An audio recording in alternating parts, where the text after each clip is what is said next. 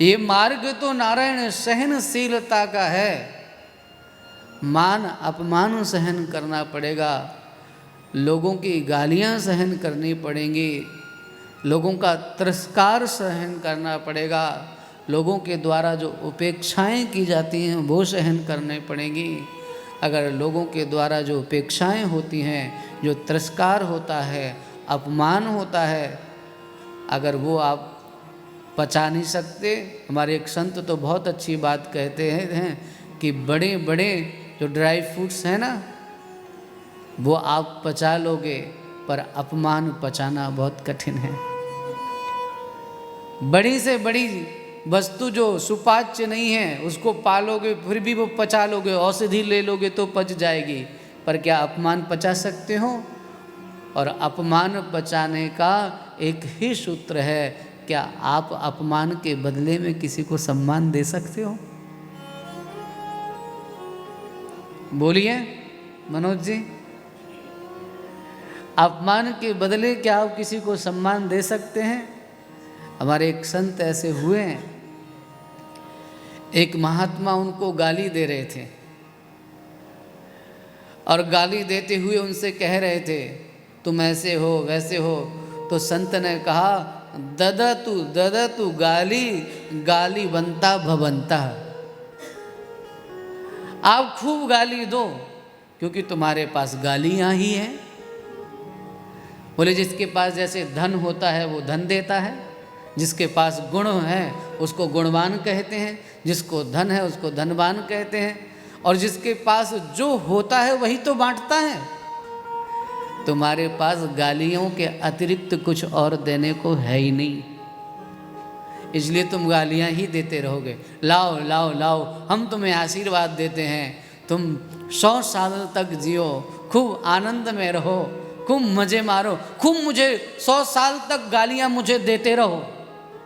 लो, वर्षों तक जियो।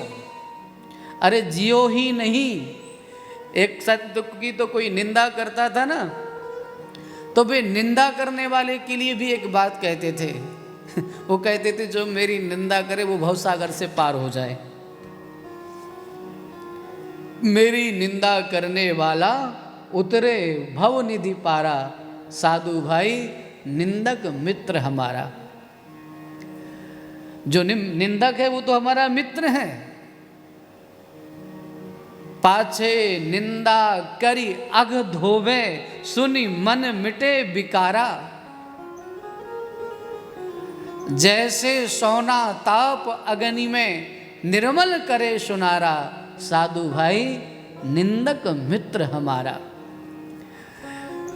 अरे कोई पीछे से निंदा करता है, गालियां देता है तो देने दो, क्या जाता है। और एक थोड़े से संत कठोर, उन कठोर संत ने तो एक बात और कही, बुरा मत मानना, बोले जीवन में 2-4 गालियां देने वाले लोग होना ही चाहिए। जीवन में गली में 2-4 सुअर रहें तो गली साफ रहती है, और जीवन में 2-4 निंदक रहें तो जीवन में कोई दोष नहीं आता है, जीवन आनंदमय रहता है। तो अगर कोई गाली भी देता है ना तो देने दो, अपन उसके लिए भी ठाकुर जी से प्रार्थना करें। अगर किसी का किसी से वैर है तो मैं तो कहता हूँ ये उपाय मैंने सबको बताया है, आपको भी बता रहा हूँ। अगर रितु जी आपको किसी से झगड़ा होता है नहीं होता है? अरे किसी से तो होता होगा, होता होगा हाँ?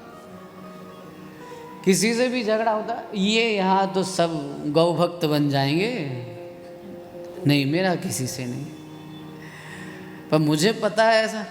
देखो श्रीमती जी यहाँ बैठ कर के अपने श्रीमान जी को बता रही इनका है, बताओ ऐसे ही घर में आग लगाने वाली रखी हुई है आपने, जो आप ही को ना छोड़ रही महाराज। हाँ, अरे मेरा तो किसी से झगड़ा नहीं, इनका है। वो बेचारे बगल में बैठे हुए हैं, जब यहाँ भागवत के सामने और यहाँ सोफा पे बैठी हैं तब भी दबा करके बैठी हैं। बेचारे प्रभु जी को तो थोड़ी सी जगह दी है, खुद बैठी हैं अच्छे से। माता जी जब आप यहाँ इतना दबा करके बैठी हैं तो घर में कितना दबा के बैठती होंगी, हाँ?